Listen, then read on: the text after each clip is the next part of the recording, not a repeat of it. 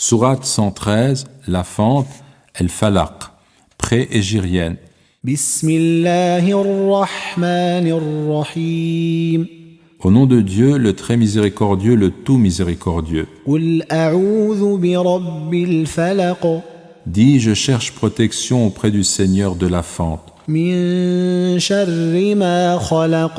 contre le mal de ce qu'il a créé, Wa min sharri ghasiqin idha waqab. et contre le mal de l'obscurité lorsqu'elle s'étend, Wa min sharri naffathati fil 'uqad. et contre le mal des souffleuses dans les nœuds, Wa min sharri hasidin idha hasad. et contre le mal de l'envieux lorsqu'il envie. Commentaire, sens des expressions et explications. La fente, El-Falaq, action de fendre, de scinder. D'après Mujahid, cité par Al-Bukhari, ce terme désigne l'aube. Dieu se désigne ailleurs dans le Coran de façon explicite comme le fendeur de l'aube. Faliqul isbah. Coran, sourate 6, verset 96. Les Arabes disent d'une chose évidente, elle est plus claire que la naissance de l'aube.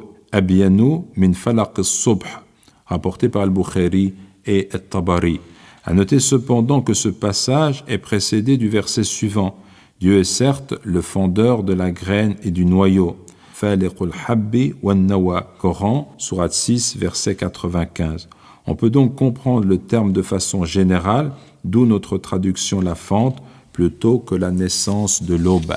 Contre le mal de ce qu'il a créé, qu'il s'agisse du mal provenant des animaux, des hommes ou de toute substance matérielle, selon El-Jalalayn et Abu Bakr el-Jazairi.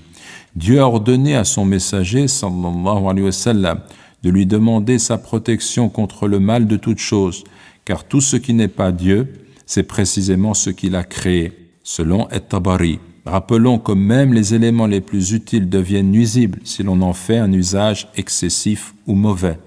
Et contre le mal de l'obscurité lorsqu'elle s'étend. Rasiq désigne la nuit. Idha waqab désigne le coucher du soleil, textuellement lorsqu'il s'est couché. Waqaba, c'est pénétrer et rendre obscure toute chose, selon Al-Bukhari. Rasiq peut également désigner la lune.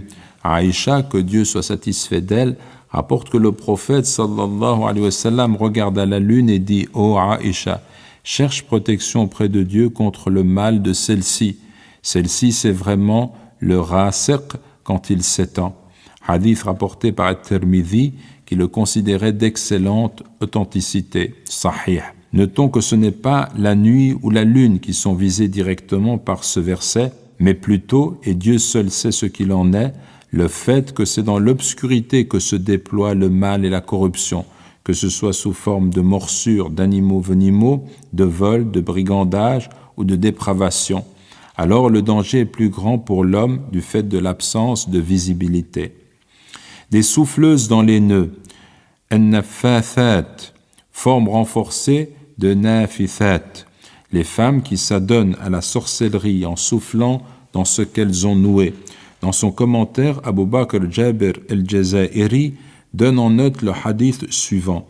Abu Hurayra, que Dieu soit satisfait de lui, rapporte que le prophète sallallahu alayhi wa sallam a dit « Celui qui fait un nœud, puis qui souffle à l'intérieur, fait de la magie. Et qui fait de la magie associe certes à Dieu d'autres divinités. Et celui qui porte une amulette quelconque, on le confie à cette amulette, dans le sens qu'on l'abandonne au prétendu pouvoir de cette amulette qui ne peut rien pour lui en réalité, rapporté par An-Nasa'i. L'envieux lorsqu'il envie, hasidin idha hasad. L'envieux, lorsqu'il laisse paraître son caractère envieux, lui laisse libre cours et agit dans le but de nuire. Deux interprétations sont données par At-Tabari. Cela concerne toute personne envieuse. Comme l'explique Qatada, Dieu ordonne au prophète sallallahu alayhi wa sallam de chercher refuge auprès de lui contre le mal qui émane de son mauvais œil et de sa personne. Tawus rapporte que son père a dit « Le mauvais œil est avéré, el-aynu haqq » dans le sens « Le mauvais œil peut avoir un effet réel ». Deuxième interprétation contextualisée, cela concerne certains juifs qui se sont opposés au prophète sallallahu alayhi wa sallam.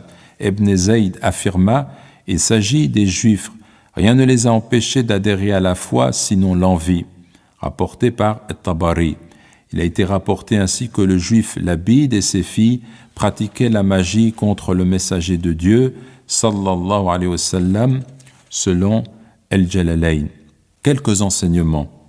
Premièrement, le terme falaq, fente, nous renvoie à l'idée de la création. Toute naissance, toute génération provient d'une scission, comme l'aube ou la germination. Cette scission est le propre de la création, qui comprend par nécessité des foyers de séparation, de dissension et de tension. Seul le retour à l'un et sa protection assurent à nos âmes et à nos corps la quiétude et l'équilibre dont ils ont besoin contre toutes les formes du mal qui agissent jour et nuit, qui émanent des êtres malfaisants et des choses nuisibles. Deuxièmement, les effets néfastes de la magie sont reconnus en islam comme ceux du regard de l'envieux. Cependant, la pratique de la magie est formellement interdite sous toutes ses formes. Le Coran en donne ici une illustration évoquant les souffleuses dans les nœuds. Troisièmement, l'envie est classiquement définie comme étant un sentiment de tristesse, d'irritation et de haine qui nous anime contre qui possède un bien que nous n'avons pas. Il est synonyme de jalousie. C'est bien le sens que l'on peut donner au mot hasad, en ajoutant toutefois que le terme arabe connote l'idée que le hasid, l'envieux, est habité par la volonté de priver l'autre du bien qui lui est donné, soit pour l'acquérir, soit ce qui constitue la forme la plus vile de ce défaut, pour nuire à autrui par pure haine, sans désir d'acquisition. L'envie fait partie des grands péchés. C'est la faute par laquelle on a désobéi au Créateur au ciel et sur terre. Au ciel, lorsque le diable, Iblis, avait refusé de se prosterner devant Adam par jalousie, et sur terre, lorsque Caïn avait tué son frère Abel pour le même motif. Le prophète, sallallahu alayhi wa sallam, a dit « Ne vous enviez pas les uns les autres, la tahasadu » selon le commentaire du Cheikh Makhlouf et de Abu Bakr el-Jazairi. Quatrièmement, ce péché est particulièrement grave parce qu'il marque le refus d'admettre la destinée et la part que Dieu a remise à chacun. Il repose ainsi sur une forme de révolte contre le décret divin. Cinquièmement, remarquons qu'il est une forme d'envie qui peut être recommandée.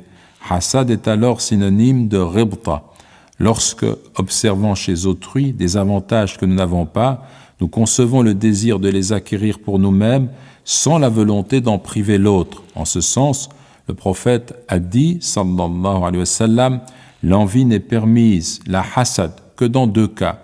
Un homme auquel Dieu a accordé des biens et les lui a fait dépenser dans des actions de bien, et pour une juste cause, et un homme auquel Dieu a accordé un savoir, grâce auquel il rend la justice et qu'il enseigne autour de lui. Hadith rapporté par Al-Bukhari et Muslim. Dernièrement, chacun peut être éprouvé par un sentiment d'envie ou de jalousie, dont intérieurement il a conscience du caractère malsain.